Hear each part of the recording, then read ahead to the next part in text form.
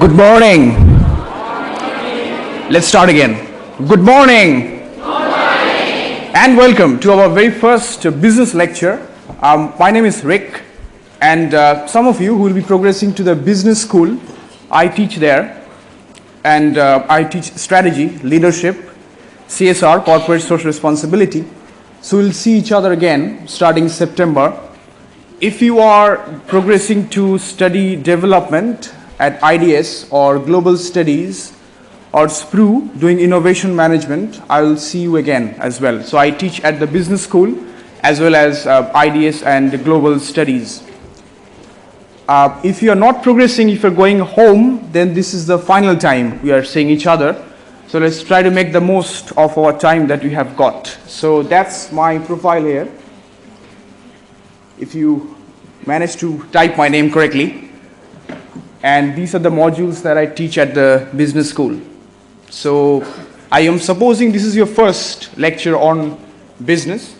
I've got to tell you a few things before I start is, as you can look at this topic, corporate social responsibility, I co-convene a module in spring. Spring means the courses that starts from January, which is called Corporate Governance and Social Responsibility. That module is run for 13 long weeks. We have got 45 minutes. So try to condense 13 weeks in 45 minutes. But I do understand some of you are progressing to your undergraduate degrees, and the remaining will be doing your master's. So I'll try to speak in English. I'll simplify it as much as possible. But if you do have any questions, please do bother your tutors in your class. Guys at the back, can you hear me? Well, you're going to fall asleep anyway. I'm just checking for now. All right, good. Right, so I also know that you did have a reading on CSR some weeks ago, and you had a coursework to do. You had a submission. Some of you found the reading to be a little difficult, but this topic is very interesting. It is not difficult at all. So try to stay with me for the next 45 minutes, and I'll try to use a bit of videos, and there's also an exercise, and there's a gift for one of you. I'll disclose it in a moment. So stay awake, at least for the gift, if not for the lecture. Let's begin by playing this video from Marks and Spencer, which talks about Plan A. Now, before I play the video, in the next 45 minutes, I will be using quite a lot of examples from modern day business organizations. Just to explain some of the theories better, otherwise it will be a boring theoretical lecture with no applications.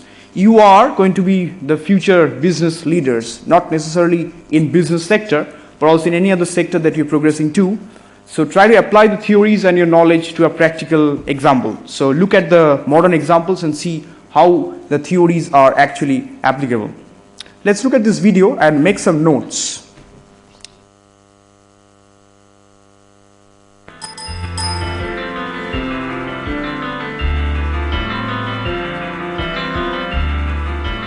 Well, Marks & Spencer is very committed to tackling the environmental and social issues, challenges of today. For 100 years we've been working on the word trust, and it's evolved over the years, from staff welfare to philanthropy to corporate responsibility. Today what we call Plan A. Plan A we launched in January 2007. It's 100 commitments to tackle every substantial environmental, social and animal welfare issue that a retailer might face, right across our own operations, our supply chain and the use of our products in the consumer's home. To make those 100 commitments manageable, we've divided them into 5 key areas: climate change, waste, raw materials, fair partnership with people, and health. And just as a few little examples of what we're doing there, from climate change, the carbon footprint of a retailer is not about the store that we're studying today. The lights are on, the fridges are on, there's a carbon footprint to be managed, but it's only 5% of the total emissions driven by our business. Back in the supply chain, there's 60% of the emissions, and in the consumer's homes, 35%. So what are we doing to tackle those? Well, back in the supply chain, it's about working with our manufacturing units, food factories, clothing factories to drive down their footprint. It's about tackling emissions from farming and agriculture. Here in our stores, it's about refrigeration. A few tons of gas leaks are highly potent greenhouse gases. So we're working hard to replace those potent greenhouse gases with something else. Ironically, carbon dioxide, that actually has a much lower footprint than normal gases. And then right through to the consumer's home. And there the footprint is driven by washing Marks & Spencer clothing. We sell 350 million items a year. Every time you heat the water to wash that clothing, you're creating carbon dioxide. It's consuming energy. Traditionally, people in the UK have washed at 40 degrees. We're now encouraging them to wash at lower temperatures, 30.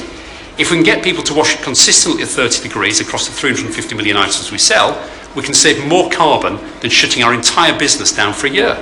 So one simple change for consumers can make a huge difference.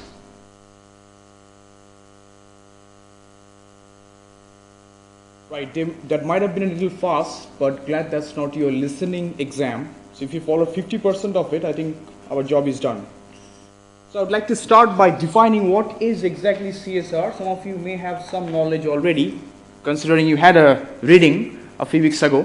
But essentially, this is what we understand by CSR, about the way in which businesses interacts with the society. Now, when you talk about society, this is not just about the shareholders who owns the company, but broadly speaking, other stakeholders. So if you consider who are the stakeholders of a business, it starts from employees, consumers, government, local community, civil society, international organizations, everybody who has got any kind of interest in your business, in your organization, broadly speaking. And you also understand the differences between public and private institutions. When you talk about institutions, that's a broader term, and then you talk about organizations and companies. So we'll be using the word stakeholder quite a lot in this subject area. The concept has been around for a while, but it seems to be increasingly important because having a very good image of your company helps your brand. Yeah, it is more about the brand than how much revenue you make, because it's all about the brand image these days. So in the US, where the concept basically started, at the moment, if you look at the US, they think it is just a marketing tool. CSR is nothing but just a marketing tool, just trying to impress the consumers, how good they are, whether they actually care or not. I'm sure we have got a 50-50 split even in this classroom. Some of you may not believe in the whole idea of CSR, whereas the rest may think people can do some good things. Businesses do care about the society. So some of the issues that we cover in this subject area, firstly, what is a good corporate citizen? How do you define this? Is profit necessarily a dirty word? Is it profit at any cost? What kind of cost are we talking about? Social costs, environmental costs, development costs? How much you are going to hold the businesses accountable for some of the externalities that they have? For example, pollution. Fair trade, do you care? How many of you know about fair trade? Can you raise your hands? Fair trade? That's really disappointing. All right, 20%. Maybe if I show you the logo, you maybe understand what it is. This is what it is. So if you're buying a cup of cappuccino or coffee or tea from Sainsbury's, not Sainsbury's, don't buy coffee from Sainsbury's. Starbucks, Costa, Nero, you do get to see this logo at the very top left. Pretty much looks like yin yang, but it's a colored version. This is a certificate that companies need to earn. If companies have a fair trade logo on their product, it means they have clarified that the supply chain of the business is fair. Everybody is paid fairly, including the farmers from where you get the raw materials from. If you do a little bit of digging online, it's very easy these days. Just try to find out some information about coffee bean farmers in Brazil, Honduras, Chile, or even India, and see there have been cases of farmers' suicides because they don't get paid fairly. In order to address these kind of challenges, this is the topic important both for businesses and also some of you who are doing international development. In order to address these issues, Fair Trade Foundation issues certificate to companies that ensures that everybody involved in the supply chain, mind the word supply chain, not value chain, is paid fairly. So it gives a good image. So even if you pay more for a cup of coffee, you feel that your money is being spent well and nobody is being exploited. That's what the essence is. Have a look at this site later on, and you will see if you just click on the farmers and workers section, it tells you what are the industries where you can apply for fair trade certificates. So you've got cocoa, coffee, cotton, flowers, so on and so forth. So that's something to take away today. So that's one example, fair trade. Do you care? That's I was teaching at the International Summer School until last Thursday, and my module was Management of Innovation. And I had 5 students in my class who said they don't really care whether it's fair trade or not. So it might be the case that businesses, if you are running a business, you are not necessarily caring about all the stakeholders involved. But if you do, it makes a big difference, even if it's just one person. And how these issues affect taking ethical decisions, how do you screen it? We will be answering some sort of questions when you take up this module next year. Is CSR a well-meaning distraction to the businesses, or there is more to the story? What are the stakeholders and why are they important? We measure the importance of stakeholders by looking at 2 aspects. First is the power of stakeholders. Power of stakeholders, how much power the stakeholders have got on you. And the second thing is how much interest they have in you. So for example, if you look at a TV channel, let's say BBC or a sports channel, the stakeholder that has got the highest power, biggest power on the channel is the audience. Yeah? People who are viewing the television or the TV program or the sports. So for you, if you ask yourself who are your stakeholders, it could be your parents, it could be your tutors, it could be your lovers, so on and so forth. Yeah?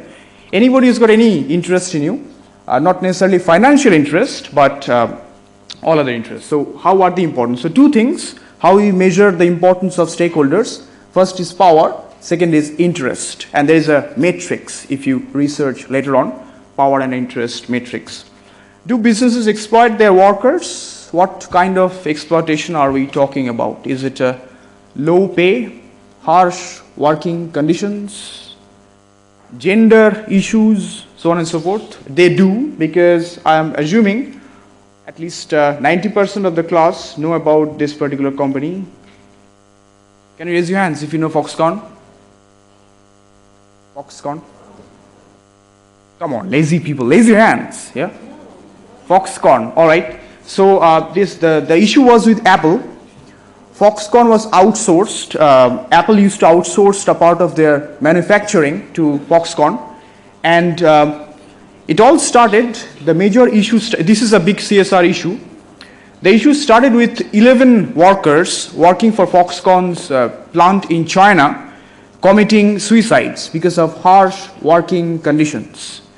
They approached the CEO, Terry Guo of Foxconn. The media asked him that, what are you doing about it? Because your workers are committing suicides, harsh working conditions. He replied to the media saying that Foxconn employs over 300,000 people worldwide. 11 suicides is statistically irrelevant. If you make such a stakeholder unfriendly comment, it doesn't help your brand. They approached Steve Jobs, who was leading Apple that time. He said that Apple have outsourced a part of the manufacturing to Foxconn. What Foxconn does with their employees is none of Apple's business. The situation became serious 6 months later when the number of suicides increased to nearly 75 from 11. Then they started to look at this issue more seriously. This was a major issue. If you just Google Foxconn Apple scandal, you will find the history of this issue. This is a bit old, and this is also an overused case, an example that people have used before. But know the story and see what were the conditions regarding exploitation of workers. This is what I was talking about. So it is not always about low pay. For example, Walmart, another example in the US, they had a major strike, workers' strike in December 2013 because of, again, low wages, harsh working conditions, so on and so forth. And see what are the challenges that workers face as a stakeholder working for the organization. Number 4 is, should companies tell their customers everything? How much should you realistically share with your customers? How much should you say, and how much do you need to know as customers? For example, the fair trade example works well here. One simple logo makes a big difference. If you know the company that you're doing transactions with is fair, it helps you to do more transactions with them because it has got a good image. Are multinational companies inevitably unethical? The questions, Western companies, let's say big retailers, all of their major manufacturing plants are in India, China, Taiwan, Vietnam, Indonesia, Turkey, Bulgaria. these countries where they can get away with paying lower wages. So there's an economic argument why set up your manufacturing plants in developing countries, because there are cost advantages. However, when it comes down to exploitation of labor, for example, child labor, which happened with Nike's child labor practices in Indonesia. They could get away with this, but media exposed them. It's very easy these days. Even if the government is not doing something against an unethical business, you still have got the power of media. You've got the Twitter, you've got Facebook, some of you are using WeChat. Somebody posts something somewhere, and in 5 minutes the entire world knows about it. So media do have got a power in this. How do you resolve ethical dilemmas? Do companies actually take up some responsibilities for something that they've done wrongly towards a particular group of stakeholders? How to build trust in businesses, and are ethical codes the answer? Do some research later on ETI, ethical trading initiatives, and see what are the ethical codes that companies need to follow these days as a part of their responsibility. Some organizations have got their separate CSR department. It's so important these days. CSR, or doing some social good, is not just optional, or is not an add-on. It is a necessary part of your business. For example, all of you know Sainsbury's, and Sainsbury's have got their own CSR department. That's what you're looking at here. So if you just, I'm just giving you some links, do some research later on and see what kind of things they do in order to promote their community welfare services. What are the things, do they help farmers? That's Sainsbury's for you. So it's all about image, or they actually do some good.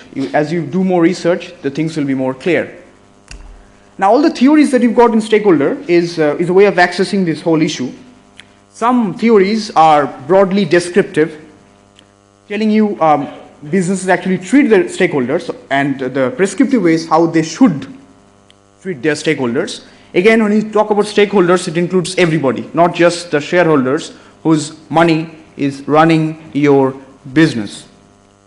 Now, there are two extreme views. These are very fundamental. Two theorists who came up with this two fundamental theories on CSR. The names are very similar, but it's fairly easy to remember. First is Milton Friedman. Some of you may have heard the name. Economist. He has got great contributions in inflation, stagflation, unemployment. His view was, let me just put this in a quotation. At one point in time, they said back in the 1980s that the business of business is business, which means just make money and go home. No need to take care of other stakeholders. You as a business have got the sole responsibility to make your or keep your shareholders happy. Other stakeholders, not your business. That was the view of Milton Friedman. So believes that businesses have only got one key stakeholder, which is the shareholders or the owners, and the duty of the directors and executives is to deliver profit. That's it. Then came Edward Freeman, who believed that businesses should be run for the benefit of all their stakeholders, which includes local community, consumers, government, and also international organizations. These two names are fundamental. Now, some of you, if you take up this course, whether it's in ID, international development, or in business management, as you progress after your pre-sessionals, you will see that these two names comes first. After that, we've got 100 of other theories, but this is the starting point. So Friedman believed making your shareholders happy, whereas Freeman has a broader view of stakeholders, thinking that businesses should be run for the benefit of all the stakeholders. Shareholders is a part of that, not just shareholders. Are there other ways? Is there a middle view? Well, you do have the theory of enlightened self-interest, which you will see in the single inverted commas. The ideal situation where the business is both profitable as well as meeting the needs of the stakeholders. So that's called the win-win situation. Michael Porter, if you've done some work on strategy, business strategy before, Michael Porter is a popular name. This win-win situation, making both the parties happy. And we have got this concept of enlightened self-interest, which is kind of a middle view when you look at these two names. And also there are a lot of theories in a modern day contemporary literature that looks at this particular enlightened self-interest theory. Now there's some new terminologies here that you may not be familiar with so far. It's really difficult to challenge these aspects. What is good, what is bad, what is right, what is wrong. It's not challenging to decide, but the thing is, who is deciding it? Who is deciding? So for example, if you talk about corruption, it's very difficult to define it. If I define something as a bribe in a society, that may be considered to be a good gesture or an incentive or a gift in another society. So these perceptions differ very, very broadly. Again, so similarly, it's very hard to define right and wrong, broadly speaking, in a global context. But there have been a lot of frameworks developed by moral philosophers talking about this ethics of duty. So the two broad types of ethics that we look at in the theories, first is the consequential ethics, where you look at maximizing utility, and you've got this term utilitarianism. One of the biggest names that comes up when you do research on utilitarianism is Jeremy Bentham, who argued that the action is best that produces the greatest good for the greatest number. That's the first part, which is the consequential ethics, consequences of your actions. So that's what comes after your action. Mind this thing, what comes after you have done something. So consequences of your action. Next one is non-consequential, properties that are rather intrinsic to the action rather than the consequence. So for example, the ethics of duty. So this is what happens when you're doing as a part of the process. So one of the biggest buzzwords these days is green businesses. Everybody wants to go green, more eco-friendly, more carbon-friendly. When you talk about green businesses, there are two broad types. First is businesses that are inherently green by nature, and there are other businesses that goes green as a part of their process. So you can define these two green businesses, businesses that are green by nature and businesses that are going green, or they are green by their process. So that's where the difference between consequential and non-consequential ethics may lie, as an example. Third one is contractarianism, policies that emphasize that no actions can cause uncompensated harm to anyone. This particular theory, this particular school of thought came into existence way back in the 80s, late 80s, with somebody called Ronald Coase. He talked about this, that if the effects of business A on business B is negative, then business A should compensate something for the loss that business B is incurring for the former's action. Previously, before that, nobody cared. So after that, after Ronald Coase's theorem, this contractarianism became more popular. This was back in the 80s. So you'll see there's a timeline how these theories evolved over time. First you had Friedman and Freeman, and then you've got different types of ethics, consequential, non-consequential, and finally contractarianism. This also exists in the businesses, essentially the rights and responsibilities of a business. There are some readings that you need to do in order to understand this better. I'm happy to send this PPT to your tutors. There is a link at the very bottom that talks about some of the theoretical differences and also similarities in some cases. Now, what do they want? They is stakeholders, broadly speaking. Everybody wants a good deal, essentially. You, as a customer, wants a good deal. You want value for your money. Value can be measured in terms of money and also quality, product quality or service quality, as well as how much you pay and what do you get against it. Employees want good pay. Consumers want value, which is, for example, you. Suppliers want a decent contract, regular transactions, timely payment. These are some of the expectations and also aspirations of different stakeholders from a given business. It must be easy because you've just got, if you look at the slides, I've just named three stakeholders: employees, consumers, and suppliers. If you stretch it further, you might talk about government. Don't forget to pay your taxes. If you want to know more about taxations, how companies evade taxes, do some research on Google, Amazon. In the recent years, in the past 2-3 years, Google and Amazon and how there have been scandals, how they have avoided paying taxes on time, millions of pounds. And you will find about Google's case, Google's scandal, when you search it on Google. That's far more interesting.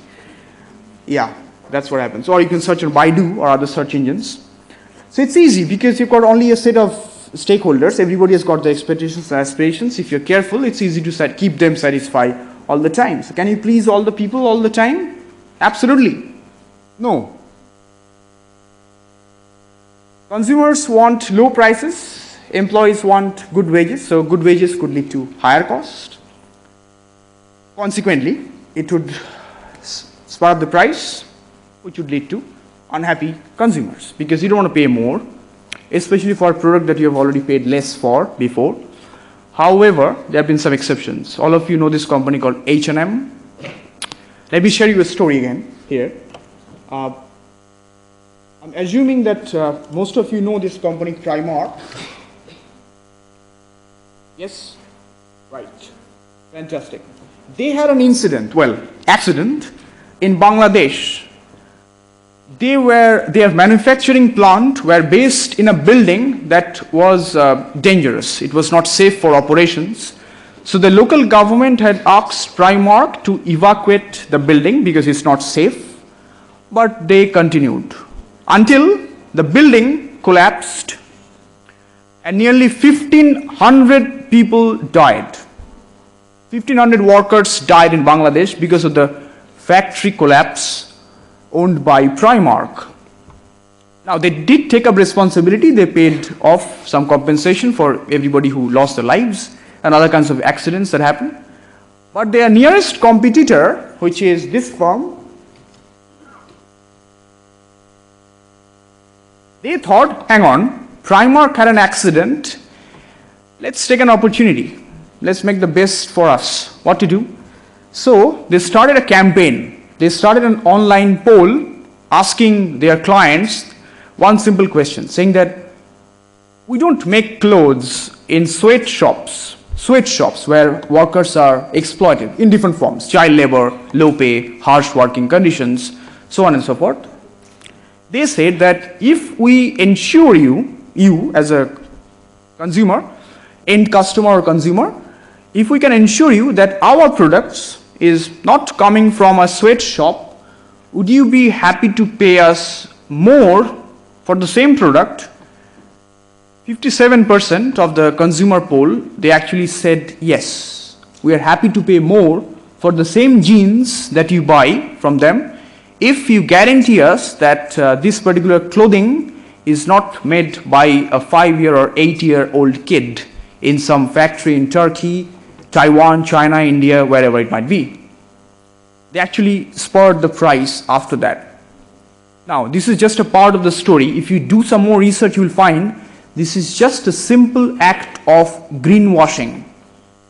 They decided to pay more. They decided to pay the workers more than the minimum wage in Bangladesh. So this is a good thing because companies are unpopular because they pay less.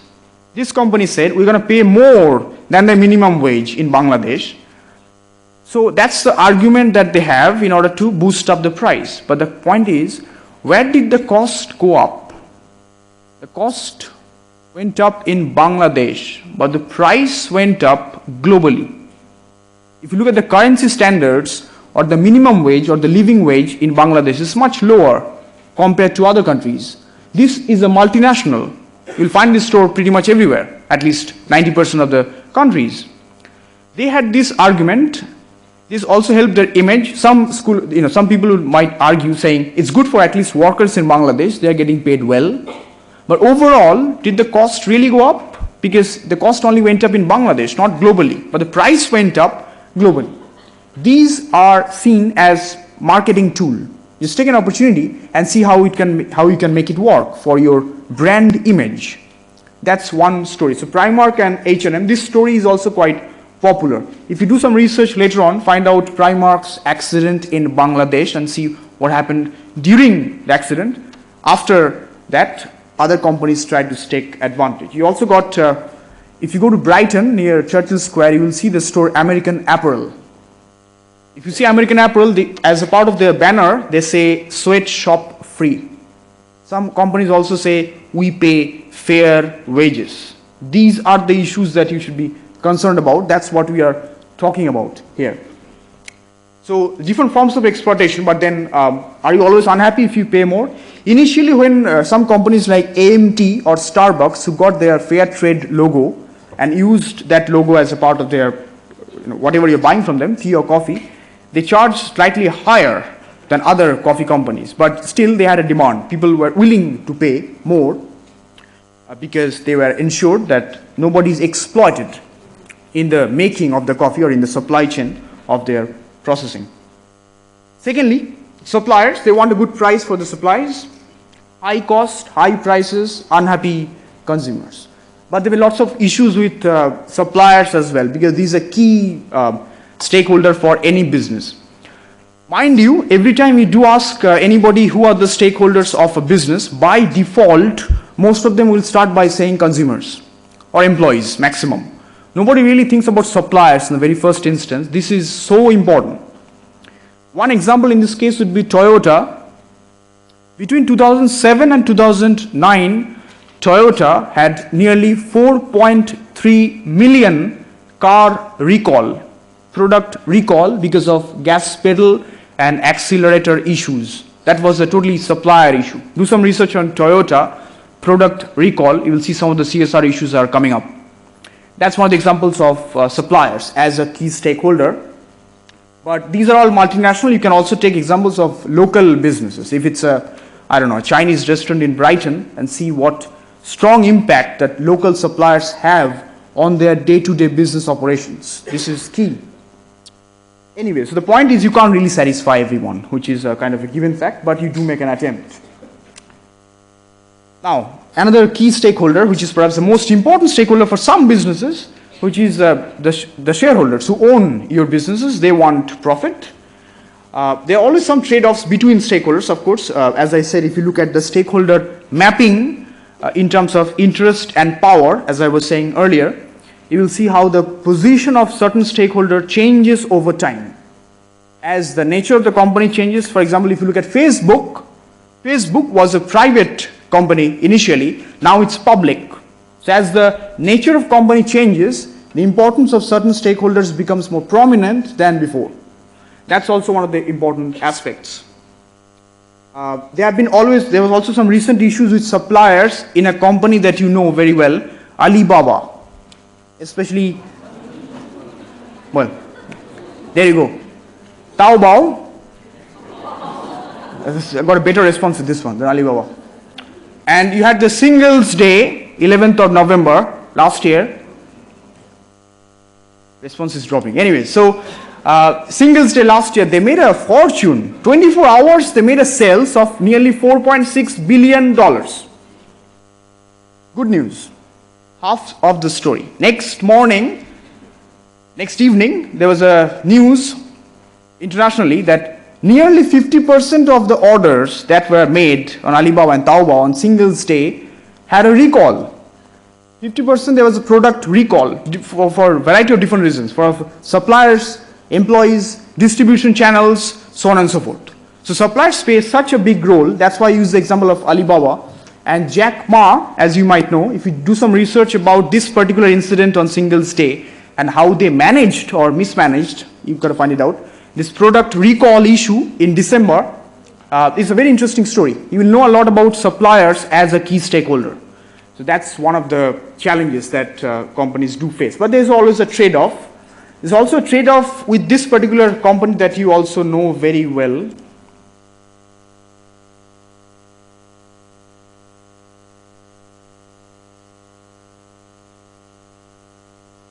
Right. Anybody can tell me who owns WeChat? All of you use it, come on. Tencent, yes, somebody said Tencent, fantastic. Tencent owns a lot of things, not just WeChat. They've got QQ, which is kind of dead. Some businesses just fades away.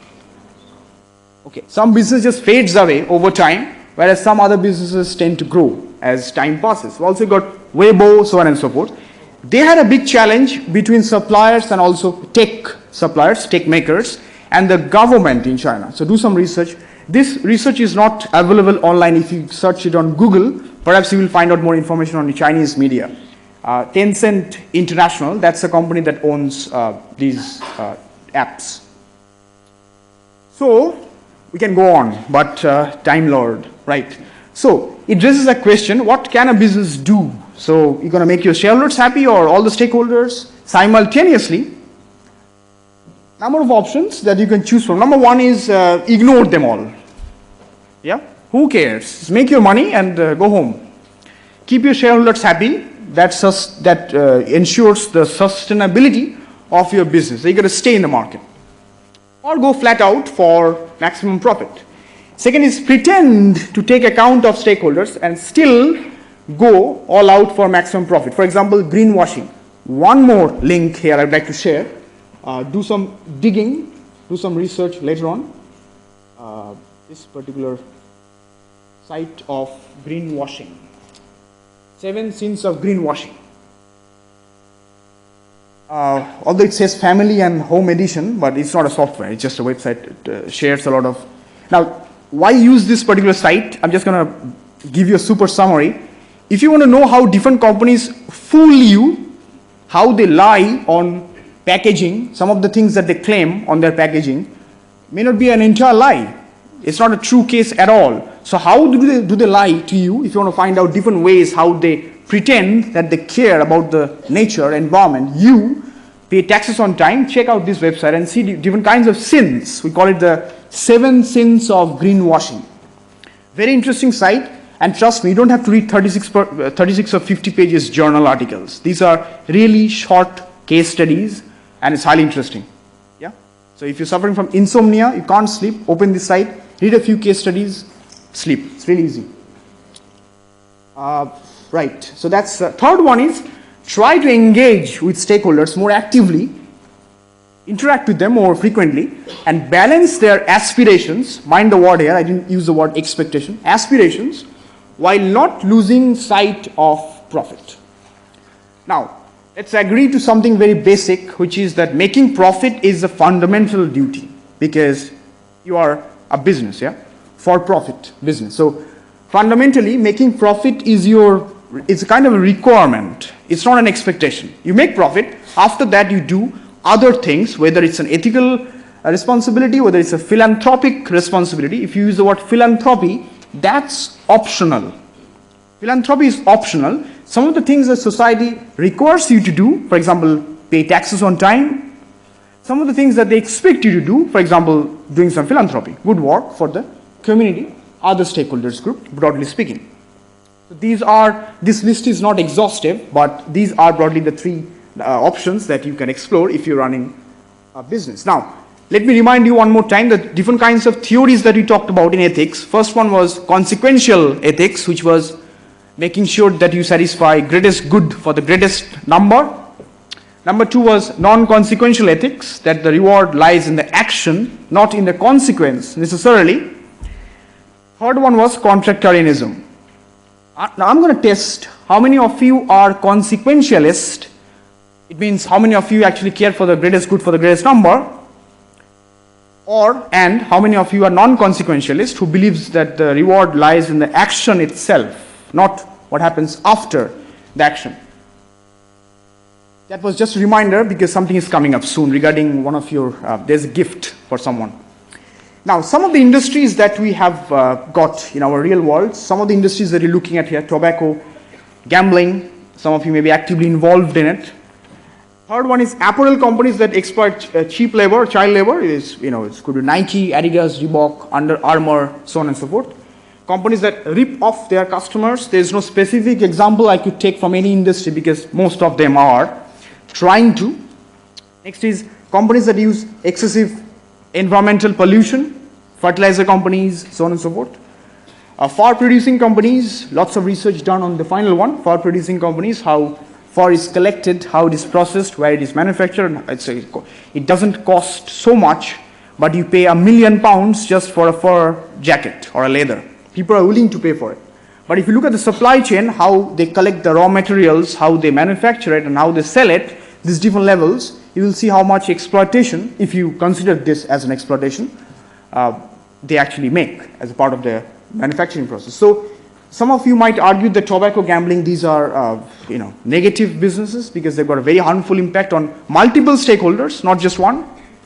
But then if they're really so bad, why do they still exist? How do they still exist? If these practices are so bad, surely there would be a law against them. If these businesses are acting within the law, are they so bad? Do you all agree on what is a sin? This is again the question of right and wrong, good or bad. Are all tobacco companies equally bad? What about respectable sectors like banking? Now, if you want to know some more examples about this banking sector, there have been several recent cases in this world. You've got Barclays and HSBC over the past 2-3 years. And you will see multiple scandals regarding funds embezzlement, tax evasion, so on and so forth. So look out for Barclays and HSBC if you do more research later on, and you will see what kind of scandals they have been through in recent years. There have been old cases as well back in the 90s or early 2000s, but if you just look at the cases in recent days, it becomes more interesting. The subject becomes more interesting, and that's why it's such a buzzword, embracing CSR as a part of your business practice. So let's look at this consequentialist and non-consequentialist theories. Everybody loves chocolates. Yeah. So I've got one. This looks like a marketing campaign, but I'm just showing. One of you is going to get this. Let's make it a bit more difficult. You're going to earn it. Yeah. So let's go through some brainstorming. I would like to allocate this to one individual. Feel free to share with me or others. But how should I allocate the chocolate? Yeah? Just give it away, isn't it? It's so easy. Just pick a face. So many of you. So by auction, let the students decide the price.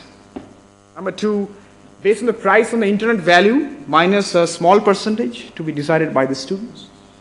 This is, by the way, this is Thornton's, not Cadbury's. So it's far more appealing, I feel. So, 2 options that I could go for in order to decide how should I allocate the chocolate. I have not come to the part where I'm going to decide whom to give it away, but how should I allocate it? This is the first stage. Let's look at the second one. Would it make a difference if I told you I got the chocolates for free? Yes, you should be selling the chocolate. Second is, yes, I should give it away for free to a student because I got it for free. Third is I should go ahead and sell it to one of you. All right. Still thinking? As a reminder, the consequentialist, am I maximizing utility by asking you all these options and causing greater distress in the class? Rather than making it simple, just give it away. Random. So how should I allocate the chocolate? First is, I may have already pre-selected a favorite student in the room to give the chocolate to. It is possible, yes? It is possible? Some of you are nodding, right, okay, good. Number 2 is, were some students aware of this before and tried to give me a small bribe? That's also possible. Yes, some of you on Facebook, WeChat, maybe you gave me something last week in order to gain some favor. Am I trying to gain your favor? Quite possible again, because I'm going to find you from September for some of your business lectures or international development lectures. So in advance, I'm gaining your favor. It is true, right? Some of you is nodding for all the options. That's tricky. Number 4, are there any strings attached?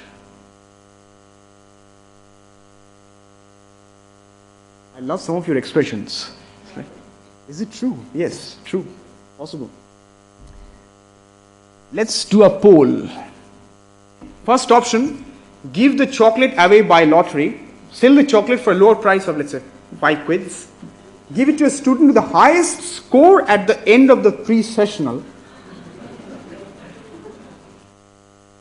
Leave it in my fridge so my other chocolates won't feel lonely. Very considerate. Now, let's do a poll. How many of you think I should go with D? Come on. How lovely. Fantastic. 2, 3, 4, 5, 6. Must be out of your mind, right? I know it's an early morning lecture, but seriously? Okay. 6 of you. C. Give it to the student with the highest score at the end of your pre-sessionals. It's going to expire, yeah? All right, it's more than D, I think. I've got more responses for C than D. All right. B. Sell the chocolate for a lower price of £5. 6, 7, 8, 9. I'm really impressed, really. You've got excess money, just give it to me. But £5 for chocolate, really? Okay, 10 of you, more or less. I don't really need to ask how many of you are going for A, but still, to maintain the consistency, how many of you go for A? Give the chocolates away by lottery. Yeah, okay, that's like 80% of the room. There's still some 20% of the room that didn't raise hands for any of the options. So I'm assuming everybody does not love chocolates. All right, so A is my option. I will do a lottery, random number generator, and I'll give it away to one of you.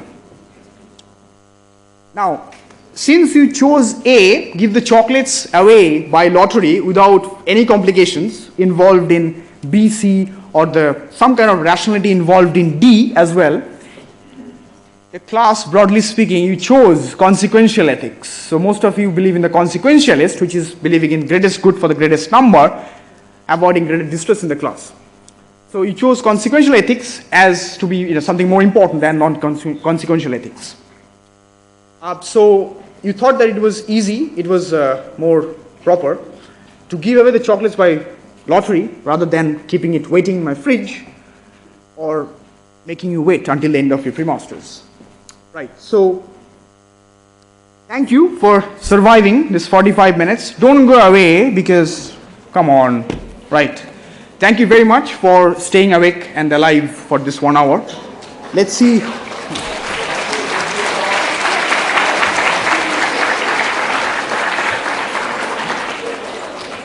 Thank you. Let's do the random generator.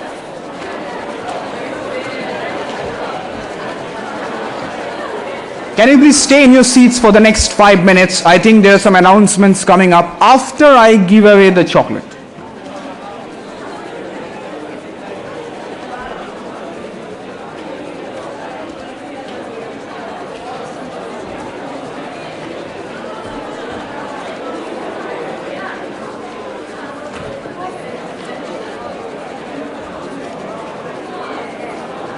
All right, this is how I'm going to do it. Listen to the instructions carefully. Take out your student ID card.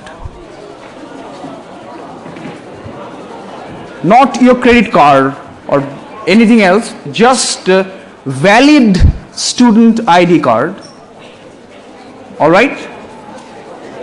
Now, look at the last 2 digits. Last 2 digits. I'm going to generate a random number. Look out for the last 2 digits.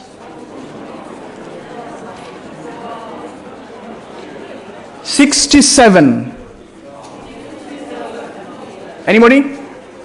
My dear, please come down.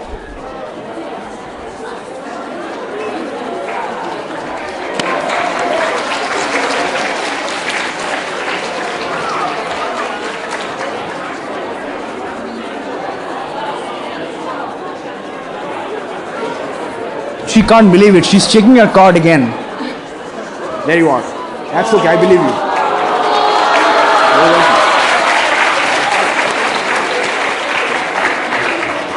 Thank you once again.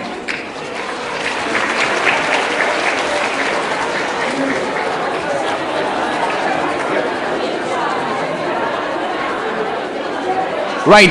Catherine just told me that if you got any questions, you can ask me. Nothing personal, just your subject related. Yes, sir. Well, before at the beginning of the lecture, you mentioned fair trade and greenwashing also. What is the percentage of a product that can order to achieve the certificate of fair trade, Yeah. and it's also possible that fair trade became a greenwashing. Because if, for example, coffee Yeah. is written 80% is fair trade, Yeah. but that 20%